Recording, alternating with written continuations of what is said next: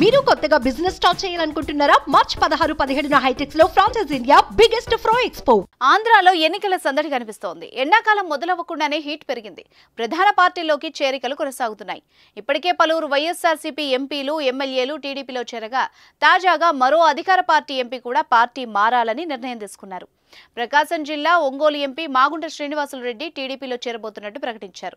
ఈ క్రమంలో ఒంగోలు లోక్సభ పరిధిలోని టీడీపీ, జనసేన పార్టీల నేతలతో మాగుంట సమావేశమయ్యారు.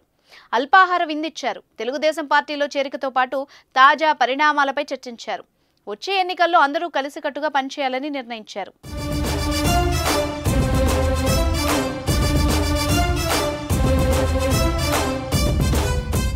ప్రకాశం జిల్లా రాజకీయాలు తారుమారవ్వబోతున్నాయా? అవుననే అన్నట్టు పరిణామాలు కనిపిస్తున్నాయి.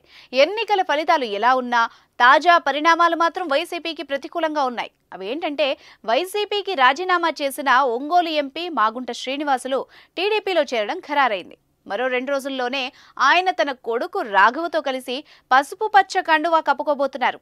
సోమవారం మాగుంట తన ఇంట్లో టీడీపీ నేతలకు అల్పాహార విందు కూడా ఏర్పాటు చేశారు. ఈ విందులో ఒంగోలు పార్లమెంట్ టీడీపీ నేతలు హాజరయ్యారు. త్వరలో తమ కుటుంబం తెలుగుదేశం పార్టీలో చేరుతుందని ఒంగోలు పార్లమెంట్ సభ్యుడు మాగుంట శ్రీనివాసులు రెడ్డి తెలిపారు. అయితే అధినాయకత్వం సూచన మేరకు తాము ఎప్పుడు చేరేది నిర్ణయించుకుంటామని చెప్పారు. మరో 2 రోజుల్లో తమ కుటుంబం టీడీపీలో చేరనుందని ఆయన తెలిపారు. చంద్రబాబు మా కుటుంబాన్ని తెలుగుదేశం పార్టీలోకి ఆహ్వానించారని మాగుంట శ్రీనివాసులు మీడియా ముందు చెప్పారు. టీడీపీలో చేరేందుకు తాము సిద్ధంగా ఉన్నామన్నారు. రాజకీయాల నుంచి తాను విశ్రాంతి తీసుకుంటున్నట్టు చంద్రబాబుతో చెప్పానన్నారు. అయితే తన కొడుక్కి ఒంగోలు ఎంపీ సీటు ఇవ్వాలని చంద్రబాబును అడిగితే అందుకు ఆయన ఒప్పుకున్నారని మాగుంట చెప్పారు. అయితే వచ్చే ఎన్నికల్లో తన కొడుకు ఒంగోలు ఎంపీగా మాగుంట రాఘవ పోటీ చేస్తారని చెప్పుకొచ్చారు. టీడీపీ, బీజేపీ, జనసేన కూటమితో కలిసి పనిచేయడం ఆనందంగా ఉందన్నారు. ఏపీలో కూటమి విజయానికి శక్తి వంచన లేకుండా కృషి చేస్తానని శ్రీనివాసులు తెలిపారు.